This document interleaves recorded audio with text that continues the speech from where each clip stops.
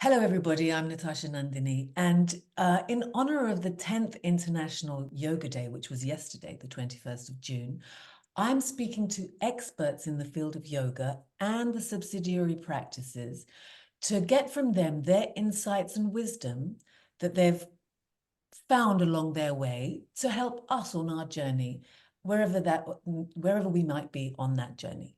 So today I am speaking to a very old friend, Jessica Magnin. She likes to be known as Jess. Let me just give you a little introduction to her. She lives in the French part of Switzerland, just outside Geneva.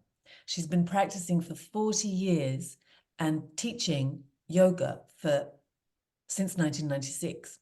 She likes to think of herself as an emotional gardener. I absolutely love that. Guiding people inward and helping them to tend to their own garden of weeds and flowers, and how to feel at home within. She teaches small groups of yoga that include somatic body work, breath, conscious awareness, meditation that's guided from above, and works individually on emotional mapping, body mapping, and shadow work, with the premise of moving back to one's epicenter, to move back home. Jess, thank you so much for joining me. It's been such a long time and I'm so happy to see you. Honored. So honored to be here. So honored. Well, look, that intro that you gave me to read, it's like it's full and packed. What I like about it is that you've unpacked what yoga teaching is about. You know, when we say these days that I'm a yoga teacher, if we say that to someone who doesn't really know what that means, they might in their mind just think, you know, the same sort of yoga teaching that happens in a gym, going through some body movements and thank you, see you next week. So let's unpack what you have written there, or what you sent me. Tending one's own garden of weeds and flowers. I love that because it's like, it's for me that immediately says taking responsibility for our actions. But what does it mean for you?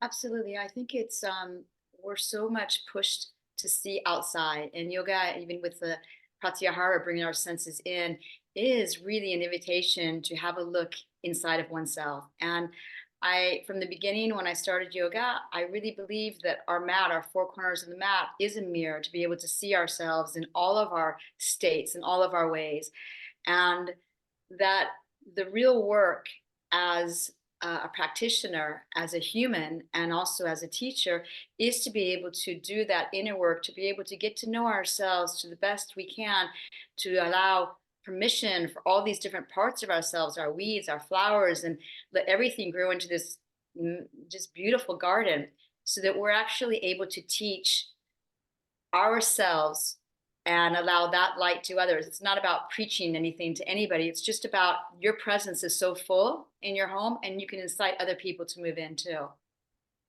Oh, that's lovely. Yeah. I mean, from a point of view of how you do that, let's look at that, because you've got here somatic body work, emotional mapping, body mapping, and shadow work. So they're all those things are included in this weeds and flowers Garden. garden. Yeah. I think it really depends. If it's in individual sessions, it's like I have all these different tools, and then it's the student that brings the person that comes that actually brings the information, and then we get to go through this labyrinth together, really collaborating together. And it's less about tools that they need to do and things they need to do. It's really a journey of experiencing different things. They might start out with like an illness. So we move into the illness, and we start to learn how to listen to the language of the illness or the wound, and what it has to say, the sensations that it has, what it actually needs, what we can actually offer it, so that we can start to create a form of guidance with it, or actually almost like a mother would be there to accompany it, to give it the support that it needs. So go ahead. Yeah. No, I was just going to say, so I mean, the bottom line is really about getting to know oneself. You're helping the person get to know themselves. I think that's a good way of saying it. I think I would say it's helping someone actually realize that we all have a home. And so often we've abandoned our home to go help out in other people's homes and go live in other people's homes. And it's actually kind of like Hansel and Gretel, bringing you back to your own home so that you can actually discover you've got all these rooms in your home and you can turn the lights on in all of them and everything's there for you. That's lovely.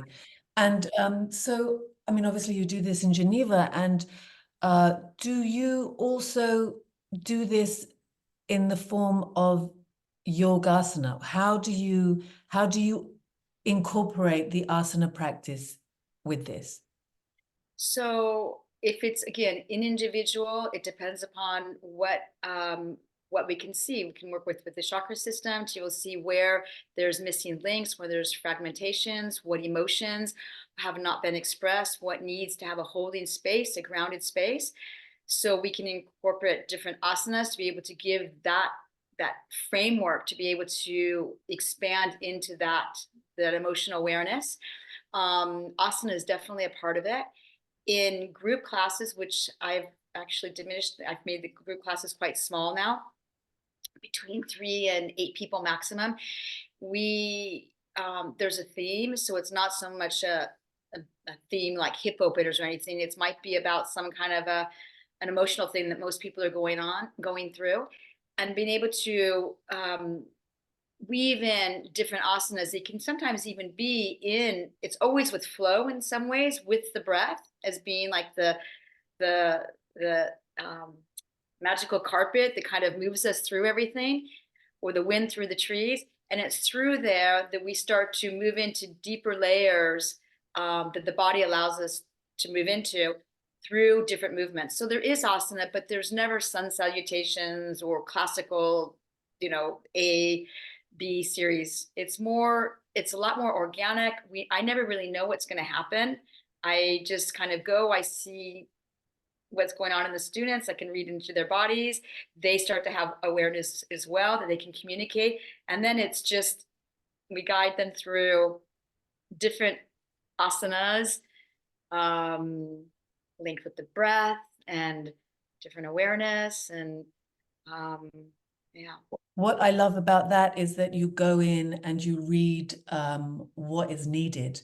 I think it's really interesting because a lot of people, a lot of teachers as well, they're taught, and there has to be a starting point that they make a class plan. So they haven't even gone into class, they've made a plan, they're going to do this, they're going to do this, they're going to do this. But one has to be careful not to be so rigid, because it's a bit like planning for a day out, and then all of a sudden it starts raining. Well, you're going to have to change your plans and maybe bring an umbrella or something. And it's the same, I think, with teaching a yoga class. So the way that you're saying it's more freestyle, and I think that's, well, you've been practicing since, well, for 40 years and teaching since 96. It's kind of like a process, isn't it, to get to that level? I think it is. I think at the beginning we might need a certain template or a certain framework. Um, what I will say is that the stronger your home practice is, which for me is absolutely, as for any teacher, if you don't have a home practice, and that doesn't mean a practice going to another teacher, it's your own practice, your teaching skills will be limited. And because it's through the exploration of your own practice and your own body outside of a framework, even at home, not, for instance, doing just sun salutations or just doing things that you've learned, allowing your body to explore, you will begin to tap into your own innate wisdom of the body, and that you can start to incite your students for that. So it becomes this incredibly transformative journey and dance that you experience together. And it's such a gift, and you never get bored. I've never been bored. And that is because I think that it's new, it's always changing. That's beautiful. And I completely agree. The importance of a self-practice and not led doesn't mean that you don't go to a class once in a while. Some people need to. And in fact, that actually brings me to the next subject that I'd like to talk about. because we've all had teachers, inspirational teachers along the way that have given us teachings that we still use, I'm sure. But I'm bringing this up because I remember when you made the decision that you wanted to go it alone. You no longer wanted to have this teacher that you were working with, and I remember because you were staying with me at the time that this was going on. So I think my first question is how, since then, because it's a good maybe 6 years ago, maybe even longer, I can't even remember, 8 years perhaps. Since then, how did your practice change? I mean, your self-practice, I remember you were very vigilant. How did it change from once you made that decision and went your own way? Um, I think I just want to premise that just with just a small little. Um, I started out without a teacher, um, and so I had 4 or 5 years without any teacher because I had started in the States, and then when I came here to Switzerland, I couldn't find anybody, and then I found different teachers. Um, I think that it's grown in such an expansive way in so many deep levels. I think it's created a sense of trust within myself, to really trust my intuition, to trust my body, to trust what I'm feeling inside. That gut feeling. It's created an incredible sense of self healing in so many different ways, whether it's psychologically, energetically, mentally, emotionally, and of course, physically. And I think my practice is I never know what's going to happen. And I get on my mat and it just, my body does what it needs to do in the moments and in the places that it needs certain attention. And I just bring my breath to it. I feel like in some ways I'm the observer of kind of what's happening and it just does it. Mhm. I kind of completely agree with you there, because even when you have a teacher that you don't see regularly, but you have them in the background, it's like you know you've got someone to go to, and then you take a back seat in a way for your own health, because you're putting it in the hands of someone else. So when you make that decision, I agree, you end up becoming your own master, let's say, because you only have you and your own discoveries to go by. I'd like to add also that I think that when the more that we are at home, and I don't mean at home like comfortable with ourselves, I mean really at home, more we have access to that inner source, that inner being within ourselves that is that which is in ourselves and that which surrounds us. And it's kind of like with mantra, it comes from it's always there. So we're always being inspired. We're being inspired by so many different lineages without thinking about it. It's not something that we're reading. It's just when we are in our epicenter. I really believe this is that we can.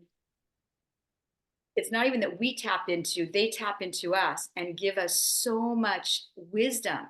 So we might be learning things indirectly and energetically, things that maybe you've never even studied with this teacher, but this lineage, these things are tapping down into you during your practice. They're all Yeah, accessible. that's beautiful. If you were to give some advice to somebody who, someone might be listening to this and go, well, I'm not getting any of that. That doesn't happen to me. What would you suggest to them? Just a few little pointers to help them on their way of I would experiencing what say, you're experiencing. I would say, um, lie down in your mat early, early morning before you do anything. Lie down on your mat, close your eyes, um, tap into your breath, let your breath take over, and allow your body to just move. And even if it's not so much in ways you think is asana, if we can remember there's 8,400,000 postures. So any movement that you do is an asana, it's an expression. And you just allow yourself to just start moving. And maybe you only do 3 minutes. And the moment that you feel like, what should I do next? Like, what posture should I do next? Lie back down on your mat, close your eyes again, work with your breath until you can start to create, maybe it's 2 minutes, then maybe it's 5 minutes, then it's maybe 10 minutes of this kind of intuitive, um, self-led, not mind-led, but self-led. It's almost like you are being practiced, you are being breathed. And I think that's the way to start. And just to notice you might have like a thought that's coming, like, gosh, this is silly, or oh, I need to go do the dishes. Anything that comes, that's part of it too. Just go, okay, and bring it back. Just keep on bringing it back to this experience. You're on a journey, this experience. That's lovely. That's really helpful. Thank you. Okay, so this emotional mapping and body mapping and shadow work that you sort of bunched together, would you mind just giving us a little bit more of information on that? Yeah. Um, for me, and I know that we're doing so many studies on it today, so there's a lot to back this up, is that our bodies speak to us 24/7. The bodies hold the wisdom, the body never lies. We all know that. The body tells us everything that we need to know. And um, when I had my first experience in yoga, I think I was very aware of my body, but through my mind, and I was so much more aware of my mind. And so when I had my first experience, it was really the big bang that had happened, and everything fell into place, and it brought me to tears, actually to almost to sobbing, because I really felt like at that moment it was, everything was together. There was something that was there was a there was that point of like being home. And so I think that we can use, all of us, the wisdom of our bodies, even if you've got, like, for instance, your throat starts to hurt, like, what's going on here? And it's not so much hearing or listening, it's more about hearing what, not what you want to hear, but what it's really saying. And maybe sometimes I think when we start to get used to it, we can, maybe there was an incident yesterday that maybe you wanted to speak about, or it's understanding that the body is going to always try to talk to you, always. And the way that it speaks to you is through tension, or sometimes through illness, or sometimes through wounds. And to become curious, to enter into the body through curiosity, not trying to get it to go away or to appease it. It's more like, can I listen? Can I become curious? Can I actually allow space for that and take the wisdom of that so that I can become like an an accompaniment, what would you say that, like, to a guide, to guide with it, to move with it, to be an ally with it. Um, and when there's resistance, that too is an amazing opportunity to be able to understand, and to question, like, this is interesting, this resistance, what's that bringing up? And it's just peeling the layers of the onion deeper and deeper, so that there's so much more, this self-study, and not self-study to criticize and to judge, but self-permission. Mm. So getting rid of the judgment for sure will help. It's like a relationship. I think that's what you mean, like a relationship with oneself. Yeah. And and as you said, like no judgment. I think that's very important. But like if you were working with somebody on this, how would you get them to what would the work for them be? Well, if we're working again individually or in group, we might connect to, for instance, let's just say that if it's in the body mapping, we might notice, I don't know, if I'm working individually, someone's having a hard time breathing, bringing their breath up into their upper chest. We can even see posturally, they've got maybe the shoulders rolled forward, or they're closed down and through the neck area and through the throat chakra, or you can maybe have tension in the upper back. So it's bringing somatic work. It's bringing the awareness into these parts of the body. Maybe even first exploring, like, what does it feel like? Giving some adjectives to be able to describe that, and then through that, maybe inviting a certain posture that might be a little bit different than they're used to. Maybe it's some kind of opening in through the chest, and then that's going to create also maybe fears. It might create also, like, they might not be able to pinpoint it into emotion, but they might start to cough. Mm. Um, they might start to cough. They might have shortened their breath. So from there, um, I love to be able to watch that and then just point the finger to, okay, so there's a cough there. That's great. Your body's, it's manifesting, it's saying something. And if that cough could say something, what would that actually be telling you? And it's getting them used to this kind of inner dialogue, like what's going on. It's okay if there's a cough, or there's okay if there's tension in the diaphragm now, where the breath has become short. So what's happening? And it's this, I think it's this curiosity and asking and then dialoguing with it, and things start to open, things start to really unlock. And then sometimes they have images of something that happened in childhood, or maybe 2 weeks ago, a trigger that came up, and it's all stocked in the body. We know that anything that we don't digest Mm. after 5 days stocks in the body. It's there, it's all there. And if it stocks enough, and we know what that creates too, it creates tension, it creates habits, it creates all kinds of things, illness and disease. So it's just getting curious about all the little weeds and not trying to make them go away. They need their place. They want to have a voice. So we give voice to what's going on. Beautiful. And it's like you're building the picture Yeah. of the things that may have been buried for so long that one has actually forgotten. That's beautiful, Jess. Thank you so much. This conversation could go on much longer, but I think that that's just enough for today. I think that people will have enough to take from that, something and work with, and maybe we could reconsider and have another conversation to go a little bit deeper. So, everyone, I'm going to put Jess's details below in the chat, in the description, if you'd like to get in touch with her yourself. And meanwhile, I'll be back with some more of these wonderful conversations. Meanwhile, Jess, thank you so much, and see you again soon. Yes, thank you so much. Really honored. Thank